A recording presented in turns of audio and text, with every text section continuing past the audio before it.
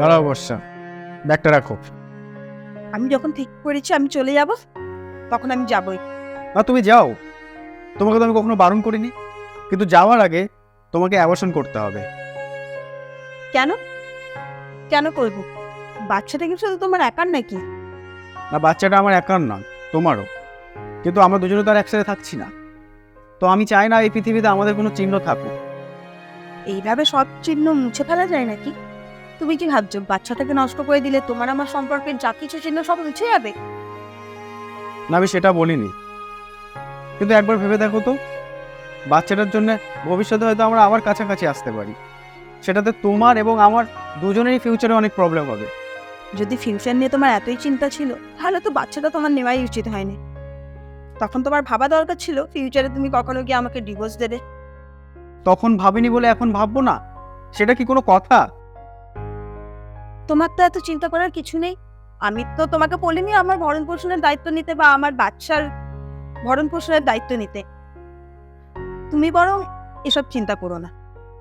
এত বড় বড় করে যে কথাগুলো বলছো, একবার ভেবে দেখেছো, ছেলে বা মেয়ে যেই আসুক, সে যখন বড় হবে সে তো জানতে চাইবে সে কার সন্তান, তার বাবা কে। তখন তুমি তাকে কি বলবে? বলবো তার বাবা একটা কাপুরুষ, যে লোক লজ্জার ভয়ে, লোক চর্চার ভয়ে তার ছেলের পরিচয় দিতে পারেনি। এত বড় মিথ্যেটা তাকে বলতে পারবে তুমি? মিথ্যে? সত্যিই তো বললাম। ওই কারণেই তো তুমি বাচ্চাটাকে নষ্ট করার কথা বলছো। সেই কারণে বলছি না, তোমার এবং আমার কথা চিন্তা করেই বলছি, আর ভবিষ্যতে এই পৃথিবীতে যে আসবে তার কথা চিন্তা করেও বলছি। বাচ্চা নষ্ট করে দাও বলাটা খুবই সোজা। আসলে তুমি তো মা না, ওই জন্য তোমাকে এই ব্যাপারগুলো বোঝাতে পারছি না। আমি জানি বর্ষা, তুমি আমার মা। মা একটা ইমোশনের নাম, কিন্তু বিশ্বাস করো, আমি ডিভোর্স চাইলেও কখনো তোমার ক্ষতি চাইনি, আর এতে তোমারই ক্ষতি হবে। ভবিষ্যতে অনেক রকম প্রবলেম তোমাকে ফেস করতে হবে, কেউ পাশে থাকবে না তোমার, ইভেন তোমার বাচ্চাও না। বিপদে পড়বো ভেবে কোনো মা তার বাচ্চাকে মেরে ফেলতে পারে না। হ্যাঁ, তুমি অবশ্য ভাবতে পারো, কারণ তুমি ঝাড়া হাত পা হয়ে থাকতে চাও, যাতে বাচ্চা হলে ফিউচারে যদি তোমাকে কোনো দায়িত্ব নিতে হয় বা দেখা করতে হয়, তখন ভবিষ্যতে তুমি যার সাথে থাকবে তাকে নিয়ে সমস্যা হতে পারে। এই জন্যই তো তুমি চাও যে আমাদের বাচ্চা পৃথিবীতে আসার আগে যাতে পৃথিবীর আলো না দেখুক।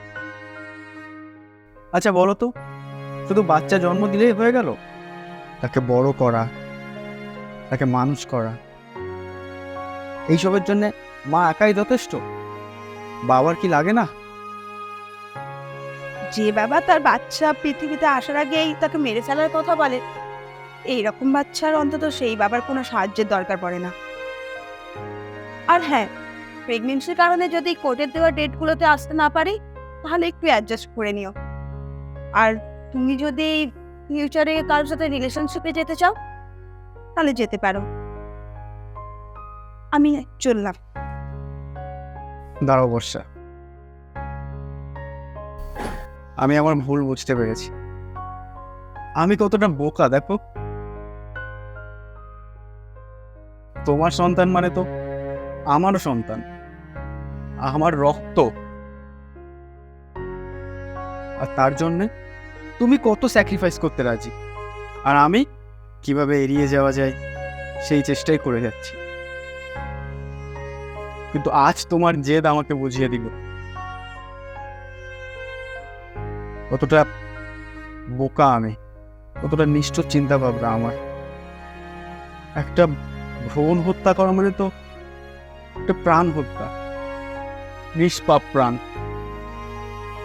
আর আমি আমি সেটাই তোমাকে করতে বলছিলাম। পারলে আমায় ক্ষমা করে দিও অবশ্য। আর আমি জানি খুব তাড়াতাড়ি আমাদের ডিভোর্স হয়ে যাবে, কিন্তু একটা অনুরোধ করবো তোমাকে। অনুরোধ? কি? আমাদের বাচ্চাকে এই বাড়ি থেকে নিয়ে যেও না, ওকে এই বাড়িতেই বড় হতে দাও। ছেলেই হোক আর মেয়ে, সে তো তোমারই। আর আমি তাকে তোমার থেকে বঞ্চিত করবোই বা কিভাবে? সে তো তোমার আপন। আর জোর করে নিজের রক্তকে আলাদা করা যায় না। হ্যাঁ বর্ষা, আমি আমি আমার সন্তানের দায়িত্ব নিতে চাই মাথা উঁচু করে সজ্ঞানে। তাহলে একটা রিকোয়েস্ট রাখবে বর্ষা? আমার স্ত্রী হিসাবে না, তোমার সন্তানের মা হিসাবে তোমার যত্ন নেওয়াটা আমার দায়িত্ব। তুমি আমাদের সন্তানকে এই বাড়ি থেকে নিয়ে যাও না প্লিজ। কিন্তু আমাদের ডিভোর্সের তো অ্যাপ্লাই হয়েই গেছে। আমাদের একসাথে থাকার যে একটা সূত্র আবিষ্কার হয়ে গেল, আর আমাদের ডিভোর্সের থেকেও সেই সূত্রটা অনেক বেশি জোরালো। প্লিজ তুমি থেকে যাও। বেশ, এতক্ষণ আমাকে আমার ডিভোর্স অ্যাপ্লাই করা স্বামী বলছিল, এই জন্য শুনিনি। কিন্তু এখন আমাকে আমার সন্তানের বাবা বলছে। এইটুকু না শুনলেই হয় না? ধন্যবাদ বর্ষা। ধন্যবাদ আমাকে না, তোমার সন্তানের প্রাপ্য।